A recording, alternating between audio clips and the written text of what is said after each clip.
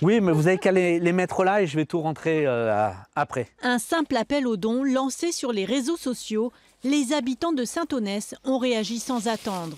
En une journée, une trentaine de sacs déposés au domicile de François. On s'était programmé à une sortie spéléo, donc on a l'habitude de mettre les combinaisons, les bottes, aller dans la boue.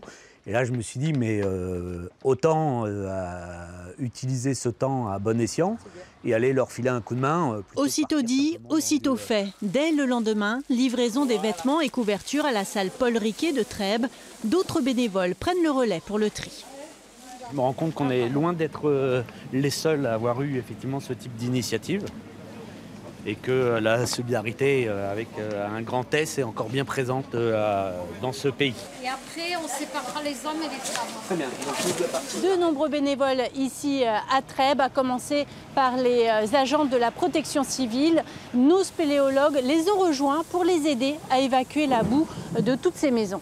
Les bénévoles se présentent au PC de la protection civile et ils sont acheminés dans différents secteurs qui sont pris en charge par des chefs de secteur et répartis dans les différents quartiers ou sur la demande des habitants.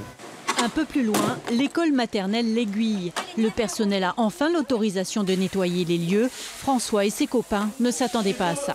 On le voit à la télé, c'est une chose, mais sur place, c'est vraiment raide pour ceux qui habitent là. Ouais. C'est-à-dire ? Il y a l'odeur, il y a la désespérance, on a bien l'impression qu'ils ne vont pas savoir par où le prendre, quoi. Déjà, il va falloir voir quand est-ce qu'on va rouvrir, parce qu'il y a quand même beaucoup de travail. Si les gens vont revenir aussi, parce que c'est beaucoup promené dans le quartier, on a aidé un peu les gens.